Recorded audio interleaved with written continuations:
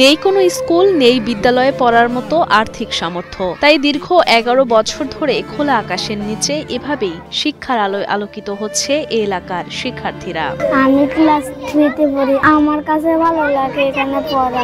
শিক্ষা, স্বাস্থ্য আর চিকিৎসা সেবা থেকে বঞ্চিত ছিল মিরসরাই উপজেলার উপকূলবর্তী অবহেলিত ২ গ্রাম গজারিয়া আর ডোমখালীর বেড়িবাঁধ এলাকার অধিকাংশ শিশু। পিছিয়ে পড়া এসব জনগোষ্ঠীর শিশুদের মাঝে শিক্ষার আলো ছড়িয়ে দিতে ২০১৩ সালে স্থানীয় শিক্ষিত কয়েকজন যুবক প্রতিষ্ঠা করেন সোনালী স্বপ্ন পাঠশালা। সুবিধা বঞ্চিত মাত্র ১৪ জন শিশুদের নিয়ে বেড়িবাঁধের পরিত্যক্ত একটি ঘরে শুরু হয় পাঠদান। তবে স্থানীয় কিছু দুর্বৃত্ত সেই ঘর ভেঙে দিলে নিরুপায় হয়ে খোলা আকাশের নিচে চলে তাদের পাঠদান। সোনালী স্বপ্ন সংগঠন শুরু করেছিলাম ২০১০ সালে আমাদের বন্ধুরা মিলে।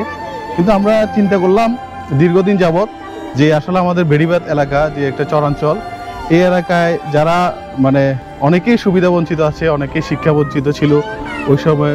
সেই চিন্তা থেকে আমরা আসলে এই সোনালী স্বপ্ন পাঠশালাটা ২০১৩ সালে শুরু করেছিলাম এখানকার মাত্র ১৪ জন স্টুডেন্ট নিয়ে। সপ্তাহে ২ দিন শুক্রবার এবং শনিবার বিকেল ৩টা থেকে ৫টা পর্যন্ত চলে এই পাঠদান কার্যক্রম। পড়াশোনার পাশাপাশি এসব শিশুদের জন্য ব্যবস্থা থাকে খাওয়া দাওয়ার ও নানান বিনোদনমূলক আয়োজনের। এখানে ভাইয়ারা আমাদেরকে পড়ার পাশাপাশি বিভিন্ন জিনিসপত্র দিয়ে থাকেন। এখানে প্রায় ৬ বছরের মতো পড়াশোনা করেছি। আমি এখন দূরে একটা স্কুলে পড়াশোনা করি। অনেক শিক্ষার্থীর স্বপ্ন জয়ের সারথি হয়েছে সোনালী স্বপ্ন। সংগঠনের সদস্যদের ক্ষুদ্র প্রচেষ্টায় প্রতি বছর প্রাথমিক সমাপনী পরীক্ষায় এসব এলাকার শিশুরা অংশ নেয় এবং তারা কৃতিত্বের সঙ্গে উত্তীর্ণ হয়। পরবর্তীতে তারা ভর্তি হচ্ছে বিভিন্ন মাধ্যমিক বিদ্যালয়ে। প্রাথমিকভাবে আমরা শুক্র শনিবার কিন্তু সময় দিতাম। আমরা পড়ানোর পরে যে কোনো বিষয়ে ওরা কিন্তু আস্তে আস্তে সচেতন হচ্ছে। ওদেরকে শীতবস্ত্র দেওয়া থেকে শুরু করে ঈদে শ্যামাইছিরি দেওয়া, অন্যান্য সময় ওদের খেলাধুলার আয়োজন করা। প্রায় সময় আমরা ওদেরকে বিভিন্ন ধরনের, যাতে ওরা শিক্ষার প্রতি আগ্রহ হয়, বিভিন্ন শিক্ষা সামগ্রী, বিভিন্ন খাদ্য সামগ্রী এগুলো আমরা কিন্তু বিতরণ করে থাকি তাদেরকে উৎসাহ দেওয়ার জন্য।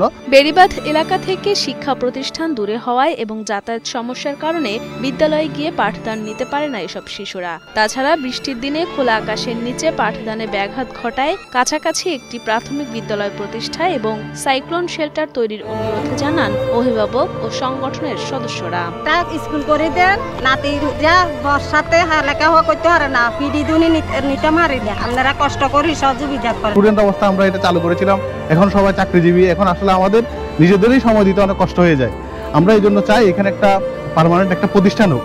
এই এলাকায় কিন্তু আমাদের এখানে একটা স্কুল করার জন্য সবকিছুই আছে। এখানে যদি মাঝখানে একটা যদি সাইক্লোন শেল্টার হয় বা একটা স্কুল হয় তাহলে কিন্তু সবাই উপকৃত হবে। ১০০রও উপরে শিক্ষার্থী রয়েছে। বর্ষাকালে আমাদের এই শিক্ষার্থীদের নিয়ে আমাদের অনেক সমস্যার সৃষ্টি হয়। আমাদের এখানে যদি স্থায়ীভাবে একটা ভবন হয় তাহলে এই এলাকা আরো বেশি আলোকিত হবে বলে আশা করছি।